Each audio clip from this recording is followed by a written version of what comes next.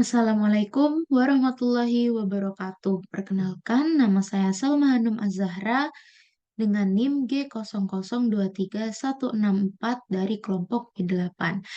Pada video kali ini, saya akan menjelaskan tentang anatomi 1.3 sistem pencernaan dan metabolisme. Nah, apa aja sih learning objektifnya? Yang pertama ada lapisan abdomen, yang kedua ada sistem otot abdomen, yang ketiga ada anatomi rektum proprium, yang keempat ada anatomi kanalis analis, yang kelima ada neurovaskularisasi rektum dan anus, yang keenam ada peritoneum, yang ketujuh ada organ intraperitoneum dan retroperitoneum, lalu yang kedelapan ada duplikator peritoneum, dan yang terakhir ada Greater Sac, Lesser Sac, dan foramen Winslow. Nah, yang pertama saya akan menjelaskan tentang lapisan dinding abdomen. Nah, lapisan dinding abdomen itu terdiri dari dua bagian, yaitu yang pertama anterolateral, dan yang kedua ada lapisan di bagian posterior. Nah, yang di bagian anterolateral, lapisan yang pertama dari luar ke dalam, yaitu ada skin atau kulit. Yang kedua ada fascia superficialis. Nah, di sini dibagi menjadi dua, yaitu fascia camper yang berisi lemak dan fascia scarpa. Lalu yang ketiga ada fascia profunda. Yang keempat ada musculi et aponeurosis. Nah, muskuli ini juga dibagi menjadi dua berdasarkan tata letaknya. Yang pertama, eh, horizontal atau flat muscle, yaitu ada musculus obliquus externus abdominis, ada musculus obliquus internus abdominis, ada musculus transversus abdominis. Dan yang di vertical muscle yang berbentuk vertikal ada musculus rectus abdominis dan musculus pyramidalis abdominis. Lalu di lapisan yang kelima ada fascia transversalis. Di lapisan keenam ada fascia extraperitonealis yang juga berisi jaringan lemak. Lalu yang ketujuh ada peritoneum parietal. Untuk peritoneum parietal akan dibahas ke selanjutnya. Oke. Lalu yang di bagian posterior kurang lebih sama, tetapi muskulusnya terdapat banyak lapisan yang berbeda, yaitu yang pertama ada skin atau kulit, yang kedua ada fascia superficialis dorsi. Nah, ini eh, ada beberapa lapisan muskulus. Lapisan pertama ada musculus latissimus dorsi. Lapisan kedua ada musculus obliquus externus abdominis, musculus erector spinae, musculus longissimus dorsi, dan musculus serratus posterior inferior. Lalu di lapisan ketiga ada musculus multifidus, ada musculus interspinalis, musculus obliquus internus abdominis. Dan di lapisan terakhir yaitu lapisan keempat ada musculus quadratus lumborum, musculus iliopsoas, dan musculus transversus abdominis. Lalu di selanjutnya ada lapisan fascia extraperitonealis, sama ini terdiri dari jaringan lemak, lalu yang terakhir ada peritoneum parietal. Nah, ini sistem ototnya atau muskulusnya kurang lebih sama seperti di lapisan anterolateral dan posterior. Nah, mungkin saya akan melampirkan tabel tentang sistem otot yang bekerja di dinding abdomen. Yang pertama ada musculus obliquus externus abdominis. Itu lampiran proksimalnya berasal dari facies externa dari coste 5 sampai 12. Lalu lampiran distalnya berasal dari linea alba, tuberculum pubicum anterior, tuberculum pubicum eh, setengah anterior dari crista iliaca. Lalu pernafasannya berasal dari ventralis rami ke-6, arteri torakis inferior.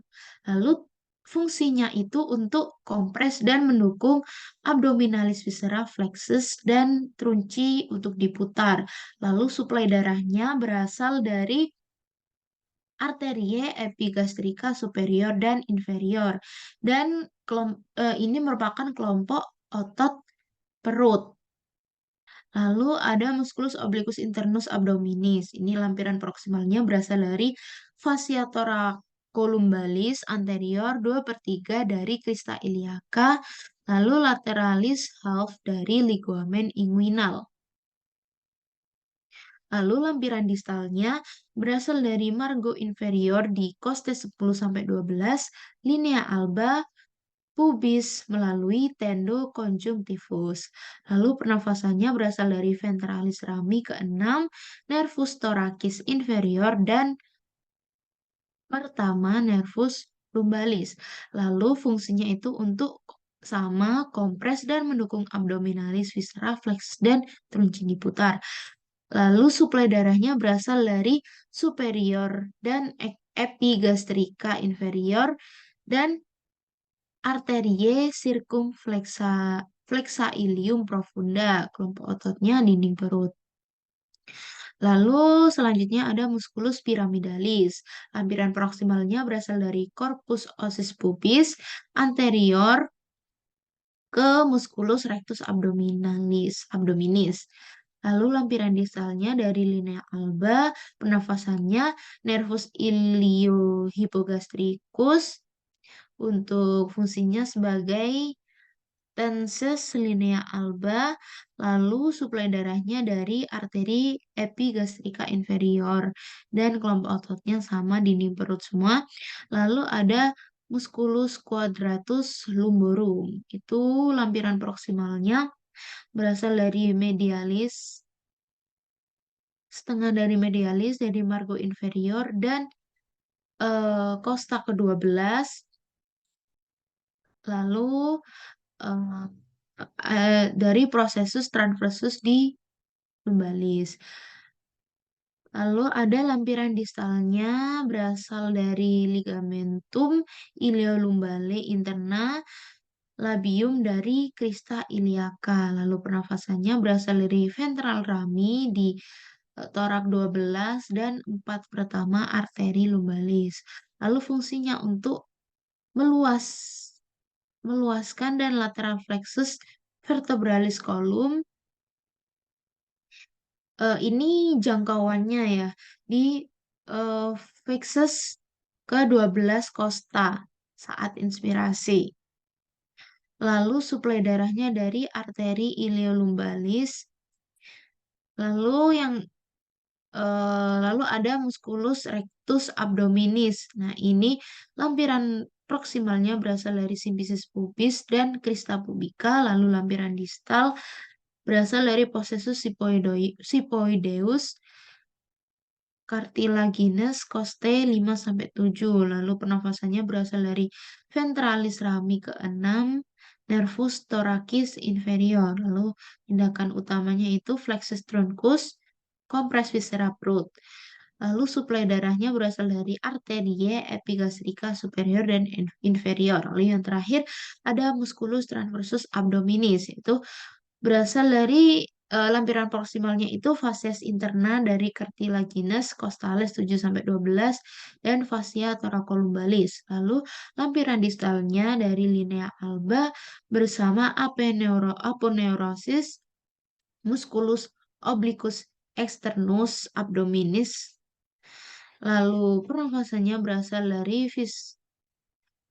ventralis rami ke-6, thoracis inferior, dan pertama nervus eh, thoracis inferior. Lalu tindakan utama kompres dan mendukung abdominalis perut. Lalu suplai darahnya berasal dari circumflexa ilium profunda dan arterie epigastrika inferior. Nah, selanjutnya saya akan menjelaskan di bagian rektum dan anus. Nah, rektum ini dibagi menjadi dua, di bagian superior dan inferiornya. Nah, yang di bagian atas atau superiornya itu ada rectum proprium. Dan yang di bagian bawahnya itu ada kanalis anal yang berbatasan langsung dengan anus.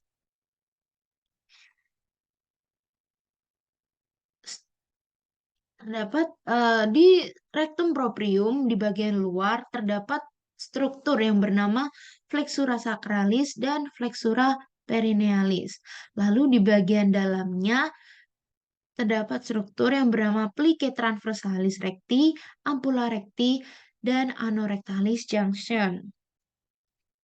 Nah, apa sih yang membedakan eh, kedua kedua tersebut? Maksudnya apa sih yang membedakan rectum proprium dan canalis analis?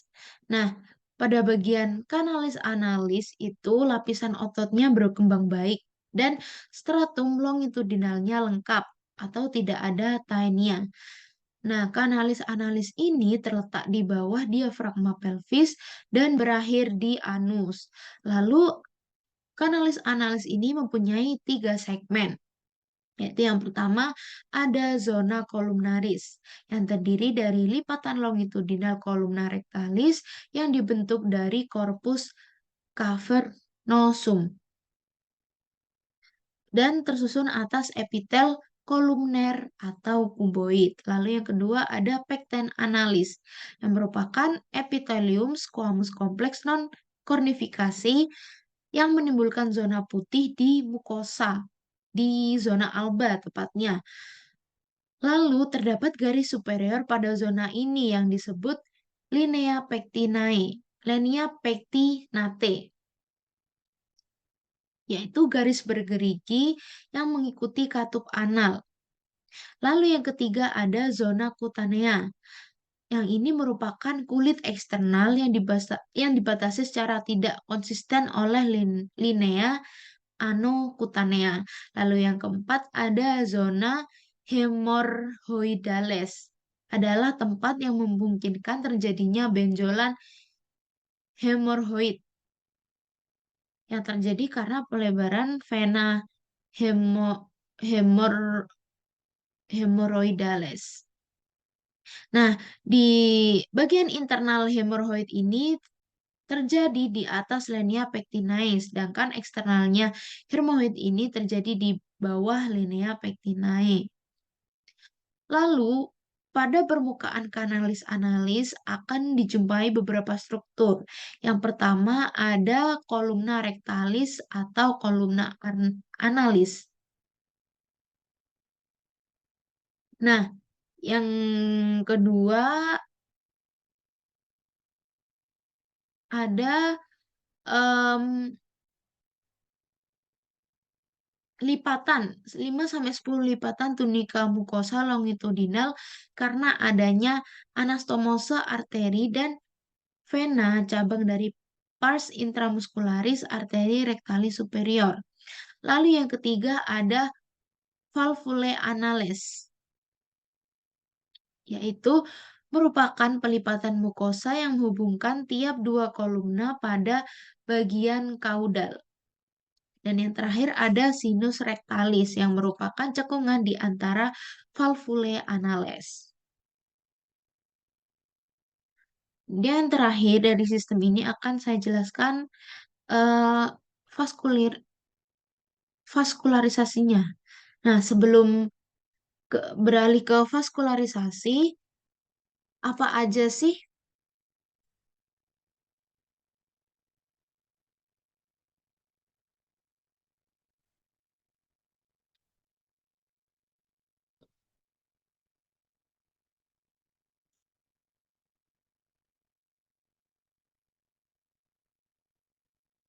Nah, sebelum mengarah ke vaskularisasi, apa aja sih muskulus yang menyusun kanalis analis ini? Yang pertama ada muskulus sphincter ani internus yang disusun oleh otot polos. Yang kedua ada muskulus corrugator ani yang tersusun atas otot poloh juga. Yang ketiga ada musculus pincer ani externus yang tersusun atas otot skelet. Dan yang terakhir ada musculus puborectalis yang tersusun atas otot skelet. Nah, lalu neurovaskularisasinya dimulai dari arteri. Arterinya yang pertama ada arteri rectalis superior, cabang arteri mesenterica inferior. Lalu yang kedua ada arteri rectalis media, cabang dari arteri iliaca interna. Yang ketiga ada arteri rectalis inferior, cabang dari arteri iliaca interna. Lalu yang kedua sistem vena. Venanya terdiri dari vena rectalis superior, cabang dari vena mesenterica inferior. Lalu ada vena rectalis media yang merupakan cabang dari vena iliaca interna dan sambungan langsung dari vena cava inferior. Lalu ada vena rectalis inferior yang merupakan cabang dari vena pudenda interna, vena iliaca interna, dan vena cava inferior. Nah, pada anal-kanal ini, drainase vena yang terletak di atas linea pectinate akan bermuara langsung ke vena porta. Sedangkan drainase di bawah linea pectinate akan bermuara ke vena cava inferior. Lalu, pembuluh limfenya terdapat drainase vasa limfatika di atas linea pectinae akan bermuara ke nodus iliacus internus, sedangkan di bawah linea pectinate akan bermuara ke nodus inguinalis superficial. Nah, dan yang terakhir ada inervasinya. Di syaraf simpatisnya akan diinervasi oleh nervus splagnolombalis dan di syaraf simpatisnya akan diinervasi oleh nervus plasniki pelvici dan di bagian rektum, bagian kaudal juga mendapatkan inervasi dari cabang plexus sacralis yaitu nervus pudendus yang disebut dengan nervus hemorrhoidalis inferior. Selanjutnya, saya akan menjelaskan tentang peritoneum. Nah, peritoneum itu apa sih? Peritoneum itu adalah lapisan tipis dan licin yang berisi membran serosa yang terdiri dari dua bagian utama, yaitu peritoneum parietal yang melapisi dinding rongga abdominal dan peritoneum visceral yang melapisi semua organ yang berada pada di dalam abdomen. Nah, tetapi ada beberapa organ yang permukaannya itu tidak dilapisi sepenuhnya oleh peritoneum ini, terkhususnya peritoneum visceral yang melapisi organ. Nah, organ-organ tersebut dibagi menjadi dua, yaitu organ intraperitoneum dan organ retroperitoneum. Organ intraperitoneum seperti namanya intra, yaitu di dalam, berarti organ ini dibungkus seluruh permukaannya dibungkus oleh visceral peritoneum. Dan yang kedua ada organ retroperitoneum yang berkebalikan, berarti hanya sebagiannya saja yang dibungkus atau dilapisi oleh visceral peritoneum. Organ-organ tersebut apa saja sih? Organ intraperitoneum yang pertama ada gaster, yang kedua ada duodenum pars superior, yang ketiga ada jejunum, ada ileum, appendix, kolon transversum, dan sigmoidea, lalu ada cauda pankreas, lien, dan hepar. Nah, lalu selanjutnya ada organ retroperitoneum yang bisa disingkat sebagai maaf, yang bisa disingkat sebagai Sedpaker. Nah, apa aja sih? S berarti suprarenal gland atau glandula suprarenalis. Yang kedua ada aorta, duodenum kecuali pars superior, pankreas kecuali cauda, ureter, kolon ascendant, descendant, kidney atau ren, ginjal, esophagus, lalu yang terakhir ada rektum. Nah, sebelumnya organ-organ tersebut pasti ada dong yang melekatkan satu sama lain. Kalau tidak tidak pasti tidak akan sesuai dengan tempatnya. Nah, maka dari itu Allah Subhanahu wa taala menciptakan yang namanya duplikator peritoneal, yaitu alat penggantung peritoneal yang membentang dari peritoneum parietal ke peritoneum visceral. Nah, duplikator peritoneum itu yang pertama terdiri dari mesenterium yang merupakan suatu lipatan ganda peritoneum yang luas dan berbentuk kipas menghubungkan jejunum dan ilium dengan dinding posterior abdomen. Nah, contohnya ada mesenterium kolon transversum yang disingkat menjadi mesokolon transversum, yaitu menghubungkan kolon transversum dengan dinding posterior abdomen. Lalu ada mesokolon sigmoideum yang melekatkan kolon sigmoideum pada dinding abdomen. Lalu yang terakhir ada mesoapendik, itu yang menghubungkan atau melekatkan appendix dengan dinding abdomen. Lalu selanjutnya terdapat omentum. Nah, omentum ini adalah lipatan peritoneum yang membentang dari gaster dan proximal duodenum ke organ sekitarnya. Omentum ini dibagi menjadi dua, yaitu omentum maius yang besar ini dan omentum minus di bagian atas. Lalu di omentum maius ini eh, terdapat Omentum maius ini terdapat 4 ligamen yang menyusun, yaitu ligamen gastrolienalis, ligamen gastrocolica, ligamen gastroprenica, dan ligamen splenorenalis. Nah, lalu selanjutnya di omentum minus, ini akan melekatkan curvatura minor gaster dan duodenum pars superior menuju facies inferior dari hepar. Nah, di dalam omentum minus ini terdapat ligamen hepatogastricum dan ligamen hepatoduodenal. Lalu selanjutnya ada ligamentum peritonei. Nah, ini sama seperti sebelumnya, tapi lebih spesifik saja. Di hepar terdapat ligamentum falciform hepatis, ligamentum hepatoduodenal, dan ligamentum hipogastricum. Nah, ligamentum falciform ini akan menghubungkan hepar dengan dinding abdomen anterior. Lalu, ligamentum hepatoduodenal ini akan menghubungkan hepar dengan duodenum. Dan yang terakhir, ligamen hepatogastricum ini akan menghubungkan hepar dengan gaster sesuai namanya. Lalu, ada ligamentum dari gaster. Nah, gaster ini dihubungkan dengan beberapa ligamen. Yang pertama ada ligamen gastroprenica yang menghubungkan dengan diafragma, lalu ada ligamen gastrosplenica yang berhubungan dengan lien, lalu yang terakhir ada ligamentum gastrocolica yang akan menghubungkan gaster dengan kolon transversum.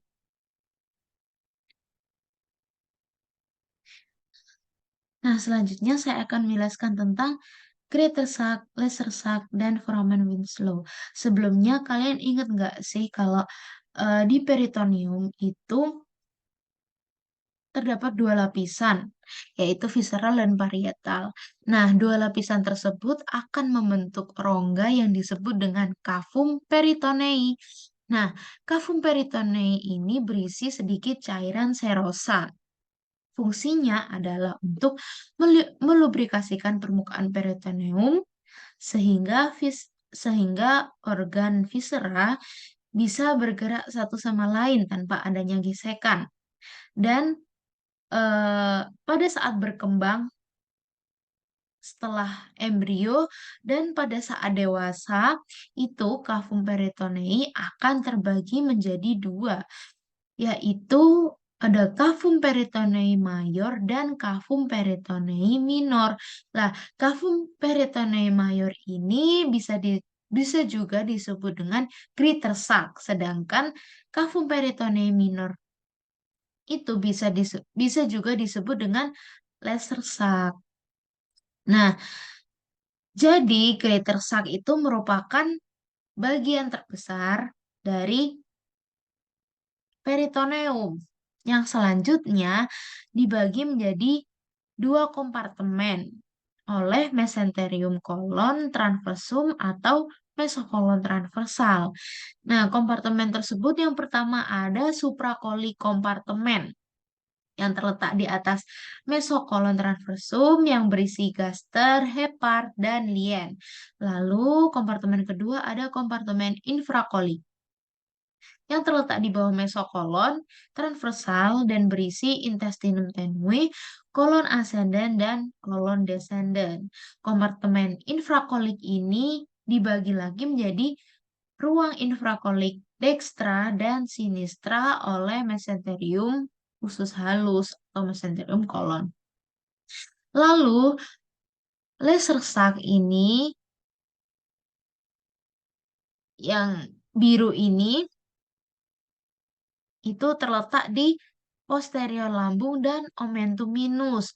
Laser sac dan greater sac ini terhubung melalui lubang yang terdapat di laser sac ini.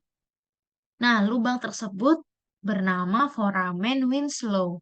Jadi, foramen ini terletak di posterior tepi bebas omentum minus, tepatnya di ligamentum hepatoduodenal. Hmm, Thank you. Sekian dari saya, kurang lebihnya mohon maaf. Wassalamualaikum warahmatullahi wabarakatuh.